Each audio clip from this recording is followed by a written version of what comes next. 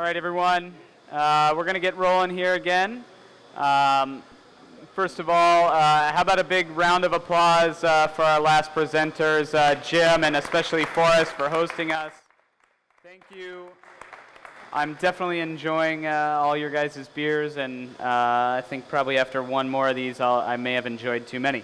So, on that note, let's discuss the ever important topic about craft brewing legislation in California with Tom McCormick, the Executive Director of the California Craft Brewers Association. Give him a round of applause. Cheers. Cheers. I was going to challenge Tom to a drinking competition, but he has to drive back to Sacramento later this evening, so I don't want to be at fault for that. Tom, talk to us about the recent growler legislation here in California that's been quite the hot topic as of late in both mainstream media and industry trade publications like ours, AB 647. Why don't you sort of tell us all the nuts and bolts of how we got to where we are today? Well, AB 647, which is a CCBA-sponsored bill, passed the legislature just a couple weeks ago. It's not a real big, important bill, but it does have some elements to it relating to growlers. But I'll back up a little bit, because 1 year ago, we could not refill growlers at a brewery. So just last fall, the California ABC changed their interpretation of their own law and announced that beer manufacturers in California could indeed refill a growler from another brewery. So that's kind of weird, because they looked at existing law that had been in the statute for a long, long time and changed their interpretation of that. And I have to say, they did it very thoroughly. It wasn't just on a whim. They spent a lot of time looking at it, researching the legislative history and intent. And so it was done with purpose, but it is unusual for the ABC to do that, but they did. So 1 year ago, all of a sudden, we could refill growlers from another brewery. So that was a big change. And some breweries like that, and then some breweries don't. There's a lot of complications to it, because when you refill a growler from another brewery, it has to meet all the current labeling requirements by the ABC, which means that there cannot be any reference to the previous brewery at all on that growler. And you have to put your own ABC approved label on it. So that means that you have to completely obscure any and all information from the previous brewery, refill it, and then send it out the door. And that's a pretty cumbersome process. A lot of breweries, and I'm finding more and more, are deciding not to refill growlers for a couple of reasons. One, it takes some time to do that. You have a line at the bar, and it takes time to obscure that label. Two, for quality control, you don't really know how clean that growler is inside, so do you have your bartender shine a flashlight in there or give it the sniff test? You don't know how clean that growler is when a consumer brings it in. You don't know the integrity of the growler, how you may not be satisfied with the seal on it. So there's a lot of reasons that breweries choose not to refill a growler that comes from a previous brewery. But it is now our choice to do so. So a lot of breweries are taking advantage of that. And how are they going about that? Are they refilling growlers from other breweries? Are they refilling blank growlers? Are they keeping those blank growlers on hand in case there are some sanitary issues like you mentioned? Different breweries are doing it differently. Some don't care. They'll just refill it. They'll put some tape over it and put their label on it, send it out the door. Some breweries, if they are concerned either with the integrity of the growler or it's too difficult to obscure the label, they'll just exchange it. So I'm seeing more and more breweries will just take an old growler and fill one of their own growlers and give it to them. They want to be sure that the integrity and the cleanliness of the growler before sending it out the door. So different breweries are handling it differently. One of the problems that we saw with the refilling of growlers was that some breweries were obscuring the previous label by simply putting it in a brown paper bag, putting their label on the bag and sending it out the door. And as soon as the consumer walked out the door, they pulled the growler out of the bag, of course. And so now you had a growler that someone maybe purchased from Tom's Brewing Company, and they took it into Bob's Brewing Company, and Bob filled it up and put it in a brown paper bag, and the consumer walks out the door. The problem with that is the consumer now has a growler that has my brewing company name on it, but not my beer in it. And as craft brewers, I think we should be concerned with that. I think it's important, and we as an association certainly support the intent of the ABC, which is when somebody takes home a growler of beer or any container of beer, it should be properly labeled. So our bill, AB 647, made a small change to the statute which says that when you obscure the label from the previous brewery, it has to be done in a way that is not easily removable. So, small thing, somewhat vague, but it gives the ABC the ability to enforce it. They actually came to us and said, hey, there's a problem out there. People are putting these growlers in brown paper bags, consumers taking them out, and we can't enforce it. Can you work with us in amending the statute so that we would be able to enforce it? So that's what this bill does. So how is the ABC, excuse me, how is the ABC regulating things now that this bill has been clarified? Well, it hasn't taken law effect yet. It doesn't until January 1, 2014. But when it does, if they are in a licensed premise in a brewery and they see that a growler is put into a brown paper bag, they would be able to enforce it and go to that brewery and say that's not properly obscuring the previous label. So it just gives them some teeth to enforce the labeling law. Are brewers at risk of incurring penalties or fines for not following guidelines? Definitely. I mean, if you break any law that's in the ABC statute, you risk up $10,000, at least a $10,000 fine, and you can have your license revoked. So the ABC has enforcement authority and power. Some pretty serious stuff. That is, yeah, that is serious. A lot of times they won't. Sometimes they'll issue a warning, but they definitely have the authority to fine and revoke a license. And you can understand why a lot of craft breweries wouldn't want to take the risk. Right. And only want to fill their own branded growlers. And I'm sure some breweries feel that the growler is just as much a marketing tool as Right. it is a serving vessel. Exactly.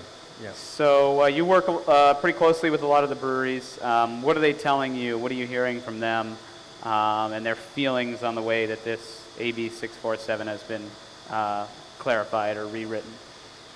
Kind of depends on where their stance is on the whole refilling issue. There's a fair amount of breweries that kind of wish that we were back in the old days and that refilling was not allowed because they do get customers that come into the brewery with a used growler and want them to refill it, and it's their policy not to.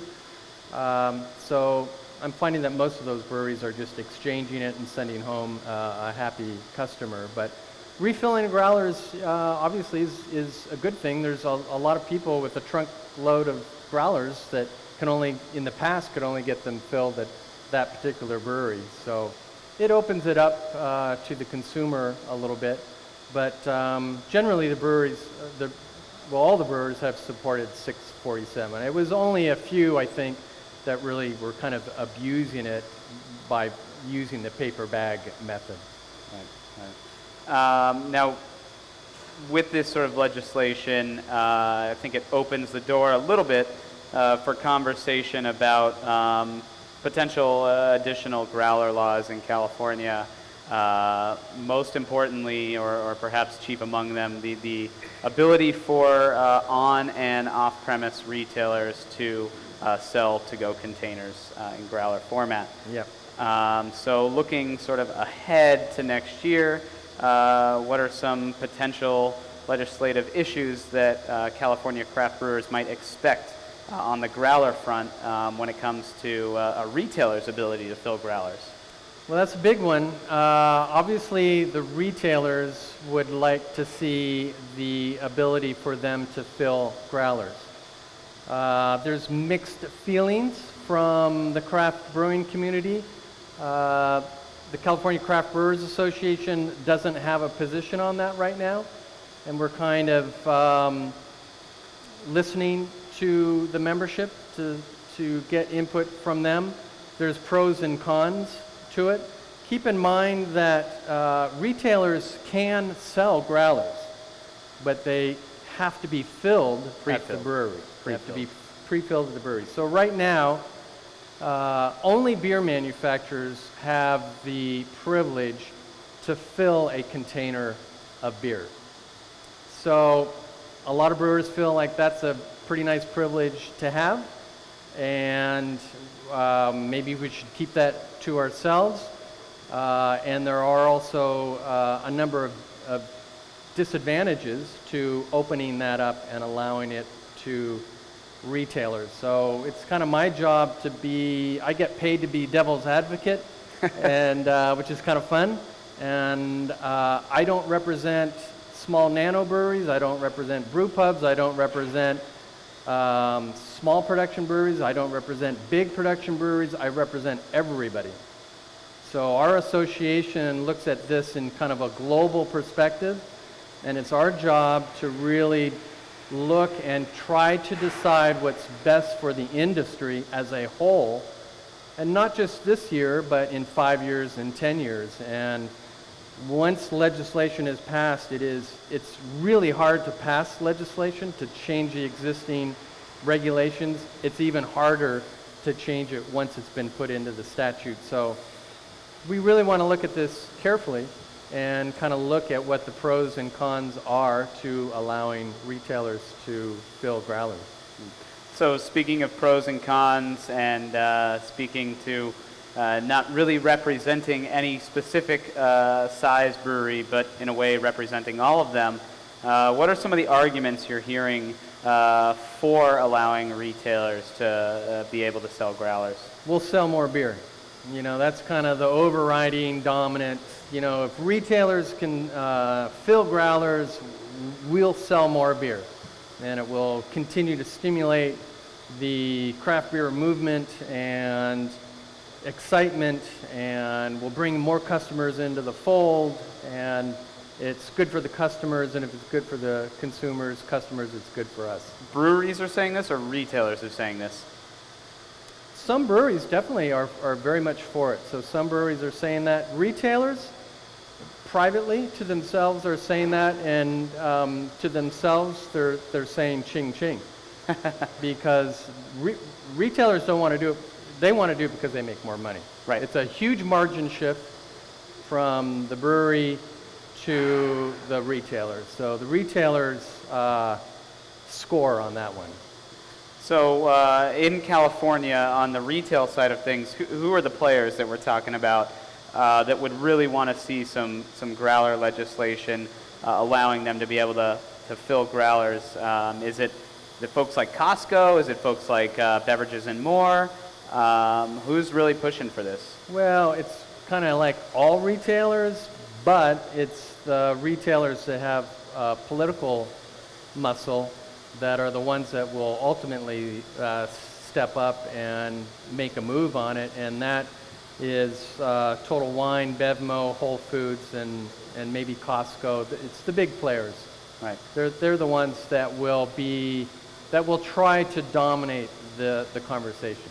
And does the CCBA expect them to put forth some serious efforts to allow themselves to pour growlers in 2014? Yes. No, I'm asking the tough questions up here. Yeah. Well, I live in a political world, so I have to sometimes act like a politician, and but yeah, we do. It's not certain, but it's likely. Okay. So what can craft brewers expect from them? Are they going to see them out running marketing campaigns? Are they going to see them really pushing local officials? What's in store? Well, they'll be playing they'll be playing politics, which means that they'll be paying to play. So they'll be making some campaign contributions, would be my guess, which is something that we don't do. We're a grassroots organization only. How far they go, I don't know. Sky's the limit, but I don't know. It's hard to say. Right. So we've talked a lot about sort of the arguments for, who the players are. How about the arguments against? What are, I'm guessing, craft brewers saying when they're telling you we don't want to see retailers have the ability to pour? Well, it'll benefit some more than others. If you're just a small brewery with a tasting room and you sell everything through the tasting room, which is becoming more and more a common model now, and you have a Whole Foods 3 blocks away, that's probably going to put a dent in your business. People come to your business, yes, to drink your beer because they like your beer and they like you, but Whole Foods might be running a $2 growler special as a lost leader on a Saturday so that people come in and buy expensive produce. Or Bevmo might be doing the a $2 growler special on Corona so that people come in and buy a bottle of vodka at full price. So it's going to be manipulated and used by retailers. That's what they do. Keep in mind that it won't just be craft beer that's sold through these retailers. It'll allow importers to come into the growler market. The big brewers will bring their products and their portfolios, so it'll be competitive. If you're a bigger craft brewery and you play with Whole Foods and Bevmo and those large, and you have the sales people to muscle in those retail accounts, then you'll probably be having your growlers in there too. But it's just going to change things. It's going to change the dynamics. Again, better for some, worse for others. Now, we've talked a lot about the off-premise world when it comes to filling growlers. Yeah. How about the on-premise world?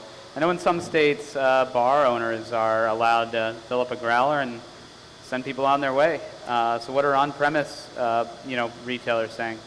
Well, everybody's going to pile on. So if a bill surfaces that's hypothetically sponsored by a large off-premise retailer, everybody's going to pile on. So the on-premise retailer groups are going to be there, and the wholesalers are going to be there, and the wine industry is going to be there. It's not going to be just beer, right? Because the wine industry is going to be at the table too, so they're going to make sure that wine is included. So we'll have growlers of wine. Watch the spirits industry, growlers of tequila. I doubt that. But, so everybody's going to pile on. They can infuse it with some of the organic produce that they're buying at Whole Foods. Yeah, right. Yeah. All kinds of possibilities. So everybody, it's just the way the game is played. Everybody piles on. We'll be at the table and protecting our interests, but on-premise will want it, and I would imagine that off-premise will somehow figure out some talking points to tell to the legislature that why on-premise shouldn't have it, but off-premise should, and vice versa. That's the way it plays out. And you think this will all start to heat up after the first of the year? It could. I don't know. Okay. So talked a little bit about California legislation and growlers. I want to quickly mention a few other states, just a couple that I picked out of a hat, let's say. In our home state of Massachusetts, craft breweries are allowed to fill growlers, but retailers aren't. Some brewers in our state of Massachusetts have expressed concern that there's quality concerns, which you brought up. Sort of the management of the beer could be an issue. And do you think this will be something the CCBA considers when it ultimately makes a position statement? Yeah, there's a lot of considerations. One of the big ones is labeling. I mean, how are these growlers going to be labeled? So you have a beer that's in a keg at Whole Foods, say, and they put it in a growler. Do they just put a generic white label with the mandatory information on it, or can they only use the growler that you provide? Do they use cheap growlers with poor seals that you may not want your beer in because it loses carbonation? So yeah, there's a lot of dynamics to it that have to kind of be sorted out, and that's what we'll be looking at and listening to the membership. What's important? What do we have to watch out for? What are the trap doors? And fight for those issues when the time comes. Right. In Florida right now, craft breweries are allowed, and this is an odd one and one that I scratch my head at. Craft breweries are allowed to fill and sell 32-ounce growlers and 128-ounce growlers, but they're not allowed to fill and sell 64-ounce growlers. And there's some movement there for them to be able to fill the typical 64-ounce growler size. What sorts of package size considerations come into play when you're talking about growler legislation and who can fill what sizes? Yeah, that's a good question. Right now, there's no restriction in California on size, so it's interesting because the word growler doesn't even exist in the California ABC code. It's just the only word used is container. And so a growler or a container could theoretically be 215 ounces or whatever. I mean, you could fill any size growler. So that's the way that it currently is. But that's a good question. If retailers are allowed to fill growlers, do we as an industry want to put some limitations on the sizes? I don't know. That's something that we need to sort out. Right. And lastly, in the state of Washington, which seems like anything goes there. I've heard stories of folks, bringing like a mason jar into a craft beer bar, getting it filled by their trusted bartender, and walking back upstairs to their apartment above the bar and flipping on the game. Those restrictions to some might seem a little too loose. Mm-hmm. So how do craft brewers here in California make sure that they don't allow too much freedom to the retailers? Well, we would probably, knowing this is California, so we'd probably mandate that every retailer have one of those red signs with a line through a mason jar. So no mason jars filled by a retail license. But seriously, there is such a thing as good public policy, and everyone has a different opinion on what that is. But I would guess that that's probably a little too loose, and that we would want proper labeling and some kind of seal on the container. But again, those details need to be sorted out. Sure. So obviously, we've talked a lot about growler legislation. If there's any questions right now, I'll take a couple before I move on to stuff beyond growlers. Type 75 licenses, can I explain? Oh yeah, good question. Type 75 licenses, sore subject. A Type 75 license is considered a retail license with the privilege to brew beer. We, as an association, consider them a brewery, so they are our members. But the ABC defines a Type 75 license as a retail license, and only beer manufacturers have the privilege to fill growlers. So, in fact, John Martin and I were just talking about this today. Whole Foods is building a brewery down on the peninsula. San Jose. it's probably, it has to be a Type 75 would be my guess, but I'm sure they want to fill growlers. They probably don't even know that they won't be allowed to fill growlers with the license type that they have to get, but anyway. Well, they might now. Yeah, they might now. So, yeah, Type 75 licenses cannot fill growlers. And we got a mic for you right here. Is there any thought to a standardized education at the retail level? To me, everywhere we go, everyone has a different belief on how long a growler is good for, how long it's still good after it's been opened, and without any sort of standardized kind of rules on that, is there not a concern for long-term brand damage for a consumer that is mistreating the beer once they get it home? Yeah, really good question. Did everyone hear that question? The question was, is there or should there be any rules for retailers in terms of how to treat growlers or for consumers as well? When we asked the ABC to put out an industry advisory when they reinterpreted the law back in fall of last year, which they sometimes do to convert the ABC statute into plain English. So it's common for them to do that. They wouldn't do that for the reinterpretation of the growler law. So we took it upon ourselves to do that. So on our website, californiacraftbeer.com, we have what we call a Growler Clarification.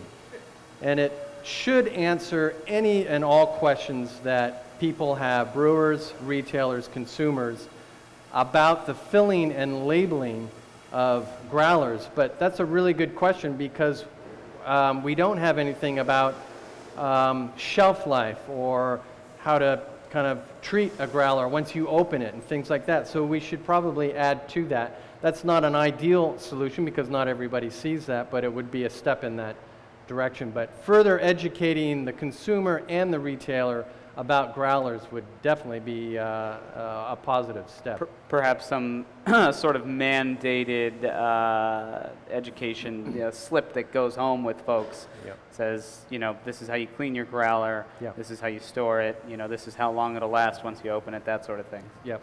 Yep. Interesting. And I think we got a question here in the back, if Mike wants to run the microphone. My question concerns the difference between your drafted legislation now before the California legislature and the ABC interpretation.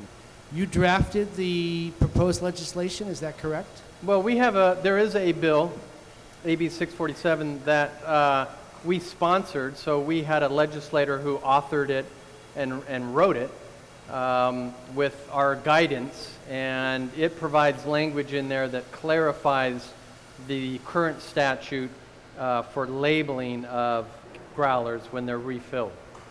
So are there any changes between the proposed, the existing ABC regulation and its new interpretation and the newly proposed legislation? No, it's a very small, kind of benign clarification.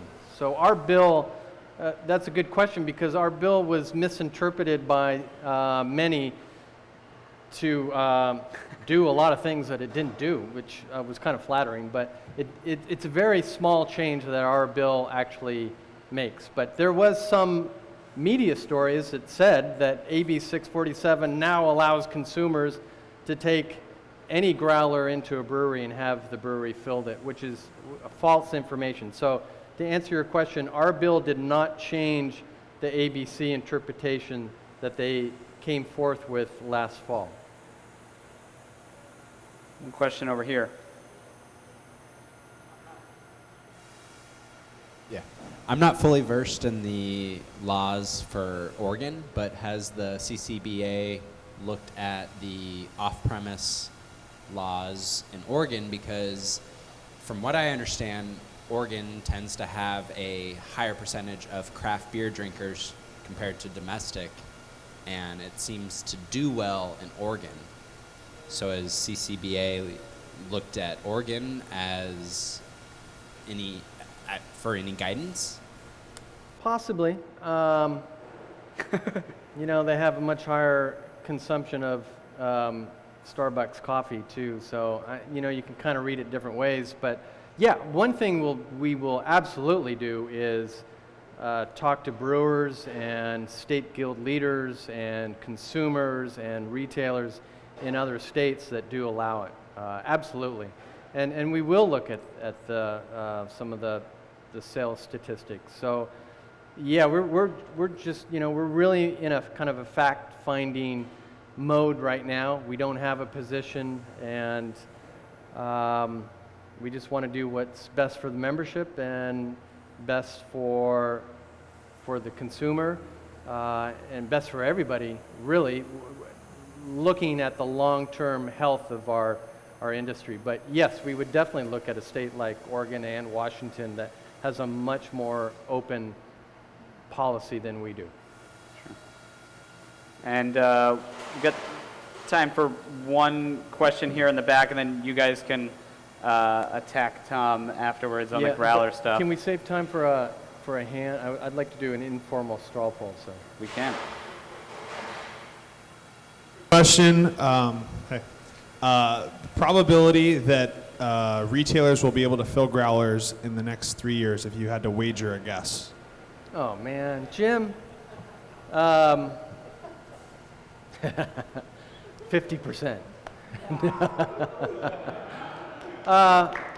The politically correct answer. I would say 63% probability. 63? Yeah. That they will be able to? Yeah. That they will be able to. Yeah, I don't know. I just came up with that. That's a very good question. It's going to be really interesting. It's going to be, but let me answer that question with how many people here would like to see retailers, and let's just say off-premise retailers. How many people here would like to see off-premise retailers have the ability to fill growlers?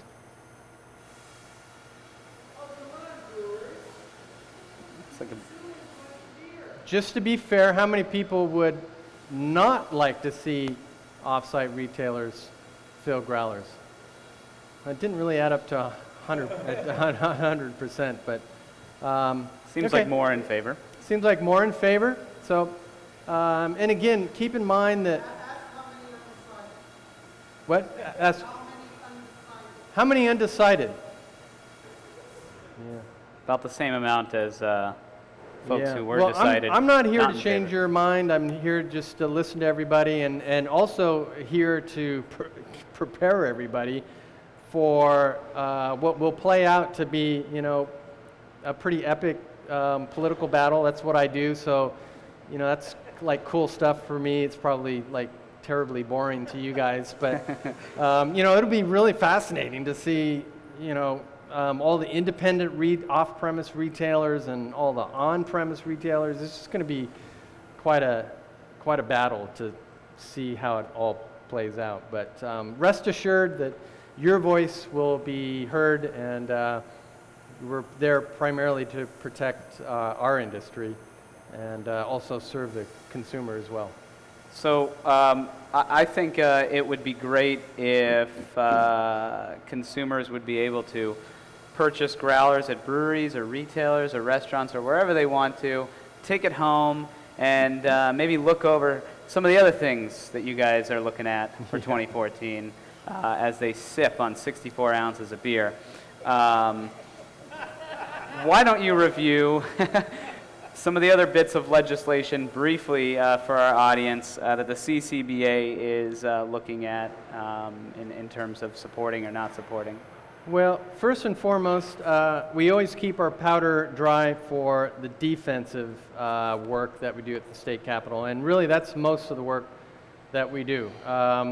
Prior to 3-4 years ago, we never even had our own bill, sponsored our own bill, but 4 years ago we started sponsoring our own bill every year But most of our effort is in the defensive mode, which is protecting our industry from legislation that is detrimental to us as craft brewers. And that's usually trying to take away or erode our privileges as beer manufacturers. And the very basics are self-distribution, tasting rooms, the right to have a brew pub and serve food, and keep and maintain our tax structure.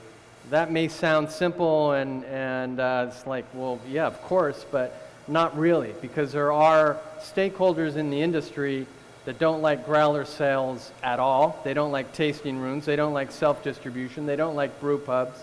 And it's an erosion of the three-tier system, and they want to move things back to a more pure three-tier system. So first and foremost, it's defending and preserving the rights that we have. But we're also looking at other things that the legislative session this year hasn't even closed yet. It closes tomorrow, probably tomorrow night. But we're starting to gather ideas. But some of the things that we're looking at is maybe kind of redefining what we can do on social media. There's some restrictions on how we can use social media that hasn't really kept up with the digital world, and access to market issues. We'd like to be able to distribute beer to festivals on a Sunday, which we're not allowed to do right now. We'd like to be able to serve beer at farmers markets like the wineries can. So there's a lot of privileges that the wine industry has in the state statute that they've been able to put in place over the last 15, 20 years. There's no reason that breweries shouldn't have those same privileges, so we're looking at those. And as usual, defending our tax structure. This is the first year since I've been on this job for 7 years that we haven't had a threat to increase the excise tax on beer. And that's because, well, it's complex why, but Governor Brown is on our side.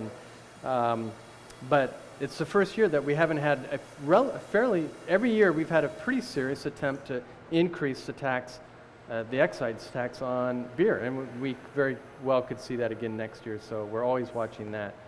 So those are some of the things that we're looking at for next year. So yeah, a couple that you mentioned and a couple that you pinpointed in an earlier email to me. The first, allowing beer to be sold at farmers markets. Yep. Currently can't be sold at farmers markets? No. And the CCBA would like to see that happen, like to see brewers be able to pour. Wineries can.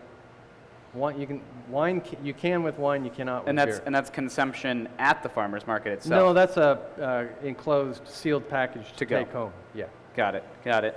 And then one of the other interesting ones that sort of caught my attention was expansion of this year's SB 779, which allows a brewery over 60,000 barrels to make cider. Right. And you'd like to see that include breweries under 60,000 barrels. Correct. Are there breweries, beer breweries in California that are looking at the prospect of making cider, and that's why? Possibly. It's a growing segment. So in my mind, if breweries at 60,000 barrels or over are allowed to also make cider, then I think that privilege should be expanded to all breweries. I mean, it's certainly something that can help augment their business. Right. And you look locally, we're based in Boston. Harpoon makes cider, so there are a number of breweries that do explore that avenue. Wouldn't surprise me to see it happen elsewhere, but who knows?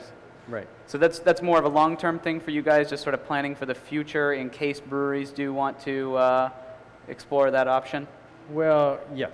Right now there is a bill that will probably pass that will allow, as of January 1, 2014, any type 01 license, which is any brewery over 60,000 barrels, to produce cider under their beer manufacturer's license. Currently, you need a winery license in conjunction with your brewery license, and those premises have to be separate. Got it. So it can be done, and it is done, but it's cumbersome. This law would allow the production of cider on the same footprint as your beer manufacturer's license. Interesting. Well, yeah, I mean, I think that's great. The only other one I noticed on here was changes to direct shipping to consumer. So anything to share on that front? Well, we're just looking at that, and there's a lot going on nationally. We're also looking at working with some of the carriers to even carry beer. So, but there are some provisions that allow wineries more freedom to ship directly to consumers, and so we're looking for parity in that realm. Awesome. Well, certainly some stuff to pay attention to here in California next year. I think probably the most important and most contested will be the growler legislation, but obviously other issues. So if you guys have any questions for Tom, get in touch with him. He's pretty readily accessible on email, and I don't know, Tom, what's your email for these folks if they want to ask any questions? Tom@californiacraftbeer.com, and that's also our website, californiacraftbeer.com, and we have lots of information up there, and I'll be here having a beer, so feel free to come up and ask me any questions you have. Awesome. So thanks everyone for attending, and one quick final note. If you've noticed this big obtrusive sign standing behind me, this event wouldn't be possible without our sponsor, Owens, Illinois. They make, I think, the most glass bottles for the entire beverage industry. So thank you to OI for allowing us to travel out here and put this fine event on. Thank you to all our speakers and Speakeasy, and also to this fine growler taping prop, which I thought was a gavel. So on that note, the Brew Talks has concluded. Thank you.